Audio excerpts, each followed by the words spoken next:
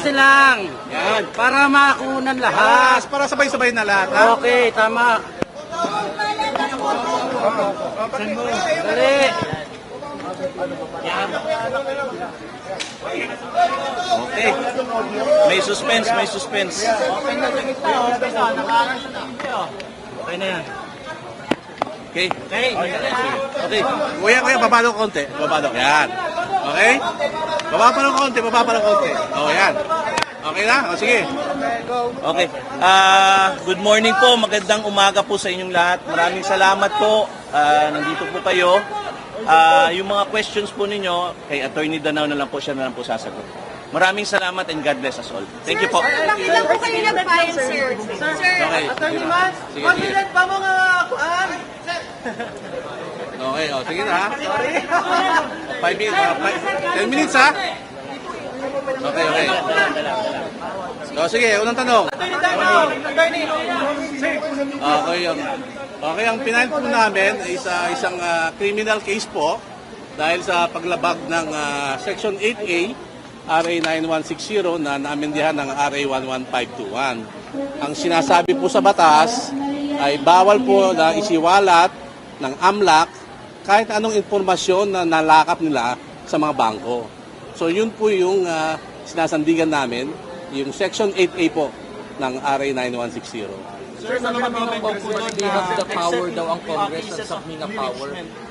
Teka lang. So, kung babasahin po natin yung batas na yon, na-amendahan siya noong 2021, RA 11521. Inamendahan ng RA 9160. So, 2021 po, yung batas na yan, pinatupad po ng Kongreso, di ba? So, ang batas, bago maging batas, pinag-uusapan, di ba, sa House, sa Senado.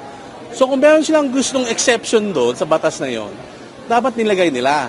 Ang Section 8A po ay malinaw. Nasabi ron, the AMLAC and its secretariat shall not in any way disclose any information in any manner. So anong ibig sabihin ng in any manner? Sa kahit na anong pamaraan, hindi pwedeng maglabas ng informasyon ang AMLAC. So kung gusto nilang may exception doon, dapat Kongreso mismo nagsabi na except number A, except number 2. Wala eh. Basahin po natin Section 8A at ang buong AMLA na batas, wala pong exception. Attorney, bakit kasama sa mga sinampahan ng reklamo yung mga kongresista mula sa liberal at bayan? Hindi naman dahil sa liberal or bayan sila. Dahil kung makikita po natin ang nangyari sa Kongreso, sa House Committee on Justice, sila po yung nag-udyok na ilabas. Di ba? Sila yung nag-motion, sila yung nag-second demotion, at pinirmahan yung sabpina. Na dahil dun sa pinirmahan lang sabpina, nilabas naman ng AMLAC. So, yun po yung kaso namin. Kung sino man po ang lahat nung may kinalaman sa paglalabas ng mga informasyon daw, tungkol daw sa mga transaction na ito, ay dapat managot. Yun lang naman ang sinasabi ng aming kliyente si Atty. Carpio. Kung ano sinasabi sa batas, dapat sundin natin. Kung nilabag mo, ano gagawin mo pag nilabag? Di ba? Kasuhan ng kaso. Ito na po yun. Sir, so what is your reaction sa daw ni Senator Laila? Tera. Ano po yun? Do you maintain na wala pong wrongdoing doon sa 6.7 billion daw sa account po nila Sir Manasseh? Ay, ang kaso namin na sinampa rito, hindi po ang issue ron yung totoo o hindi. Di ba? Ang sinampa namin kaso tama ba na ginawa ng AMLAC na magpalabas daw ng mga transaction reports. Di ba? Ngayon, kung sinasabing totoo o hindi po dito sa fiscal na dapat nasagutin yon. Siguro baka dapat sa impeachment court. Di ba? Hindi naman po parte ng impeachment si Atty. Carpio. Pilit po siya na madawit sa impeachment na pribadong individual. Di ba? Hindi naman porket may akusasyon ka o meron kang hinanaing sa isang tao, pwede ka nang gumawa ng labag sa batas. Pwede ka nang gumawa ng illegal. Di ba? Para saan pa mga batas natin na pinasa ng Kongreso mismo kung hindi natin tutuparin, kung hindi natin susundin. Di ba? Di ba parang awkward, di ba? Mambabatas ka, pero hindi mo sinusunod ang batas. May confirmation ba sir dun sa billions of pesos sa nalaman ng bank account? Ang problema kasi hindi naman kami binigyan ng kopya nung sinasabi ng AMLAC. Kayo ba binigyan? Nakita nyo ba yung mga galing sa bangko na reports? Diba? Kasi kung kami magkokomento, dapat makita namin kung ano ba yung sinasabi ng bangko. Hindi yung sinasabi lang ng AMLAC. Di ba? Kasi parang sinasabi nito ganito, sinasabi nito ganito. Parang mahirap yata mag-comment sa isang bagay na hindi mo naman ikaw mismo nakita. Di ba? Pero pag nakita namin yan, sa tamang panahon, tamang paraan, aming sasagutin. Sir, walang consent. Walang consent. Oh, walang consent. In fact, sumulat pa nga kami sa AMLAC April 16 bago maglabas ng subpoena na sinasabi namin, AMLAC, bawal yan ang sinasabing magpalabas ka ng impormasyon. So nagparating kami sa AMLAC na binabalaan sila. Pero ganun pa rin, walang nangyari. Sir, reaction lang, sabi ni Senator Laila De Lima, hindi daw covered ng prohibitions ng bank secrecy law ang impeachment.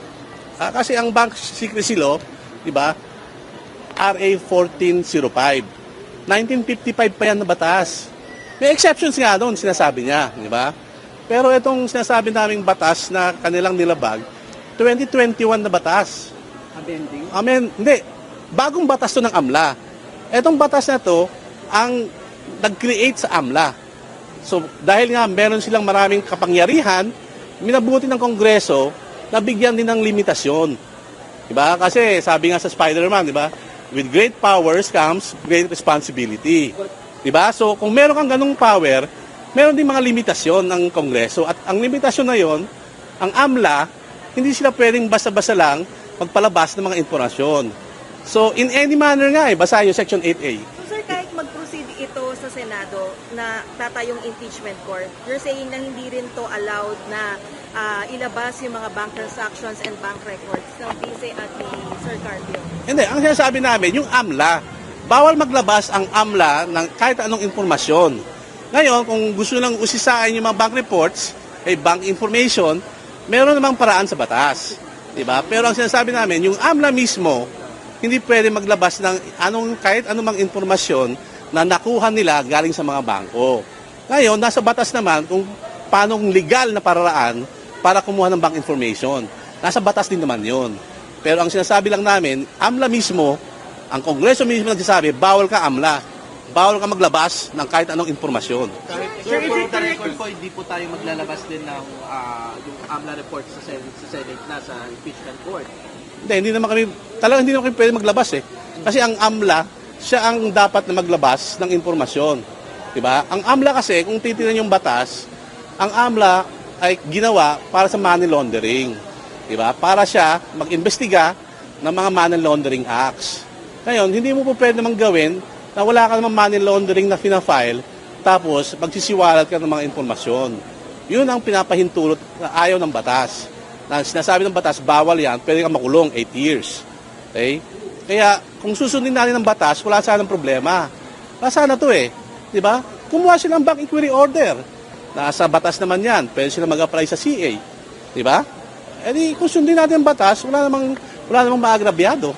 Sir, Sir, is it correct to say na you neither admit nor deny the financial disclosures dun sa nilabas ng AMLA during the impeachment? Kaya una-una, sinasabi ko nga, paano namin ma-deny or ma-admit yung mga sinasabing transaction kung hindi naman kami binigyan ng kopya ng AMLAC at hindi naman kami binibigyan ng kopya ng mga reports kung saan galing ang summary ng AMLAC. Pero in my, sa pag-uusap namin ni Atty. Carpio, he vehemently denies having 6 billion ba yun o 3 billion? He vehemently denies that. Pero sir, wouldn't it be prudent for the Vice President and her camp as well, including you if possible, to answer those charges in the House impeachment hearing? Ayokong pangunahan ng mga abogado ni VP Sara, no? Kasi meron siyang sariling abogado. Pero sa parte ni Atty. Carpio, dahil nga pribadong individual naman siya, napilit na sinasama sa impeachment, hindi kami po parte ng impeachment proceeding.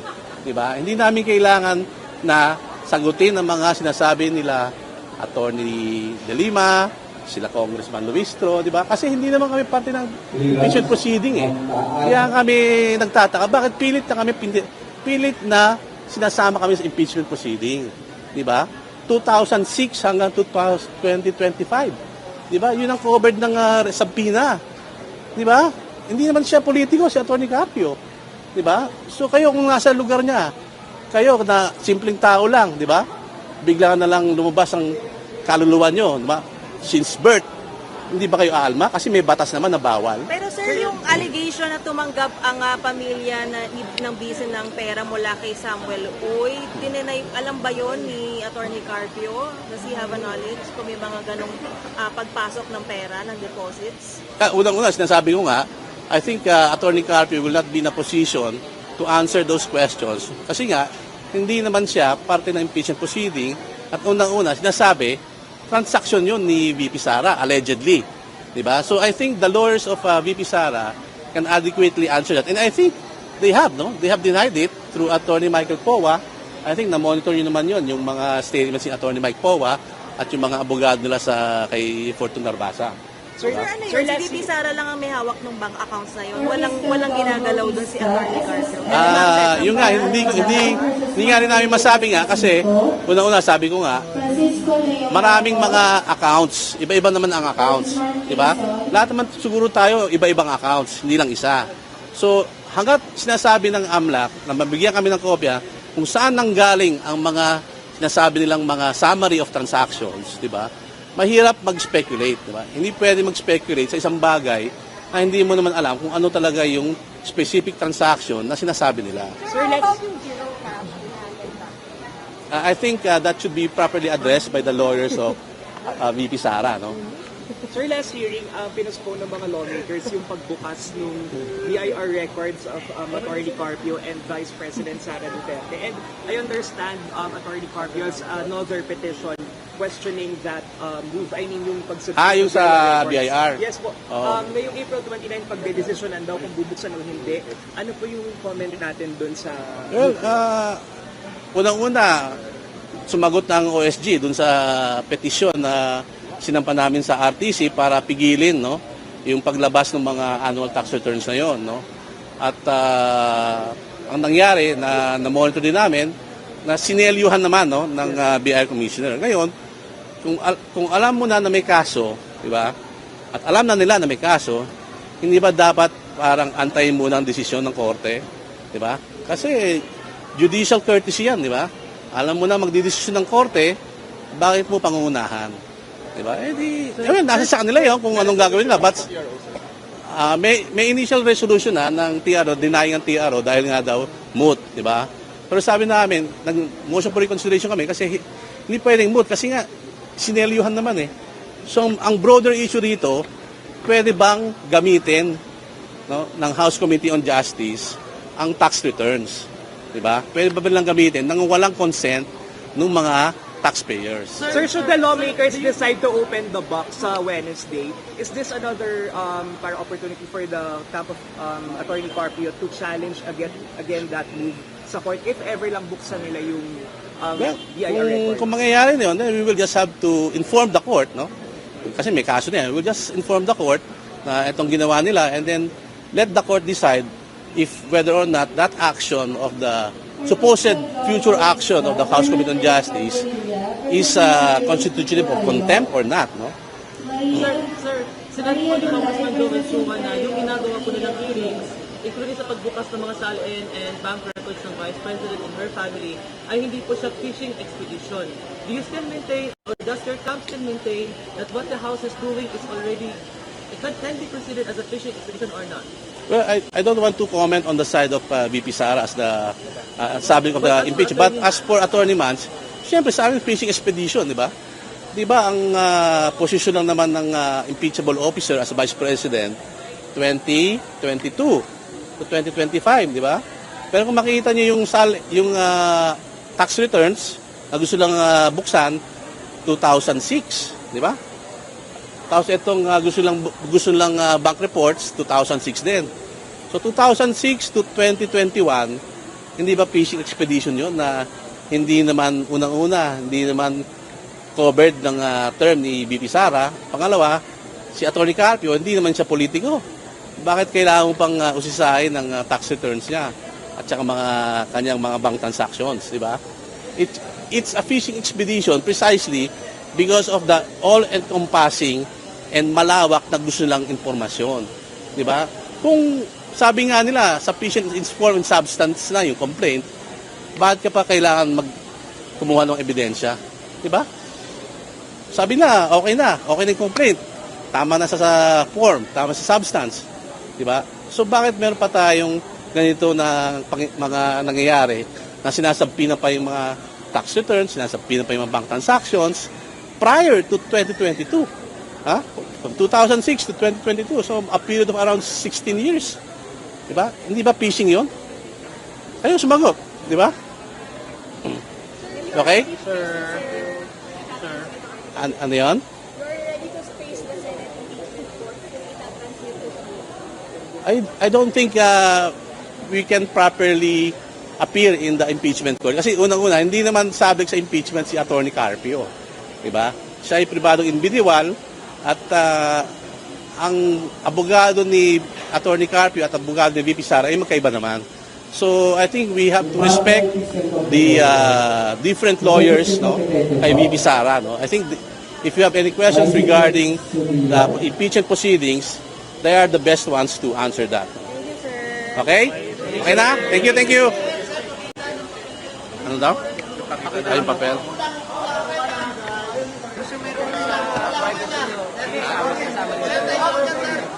Sir, salamat po. Salamat po.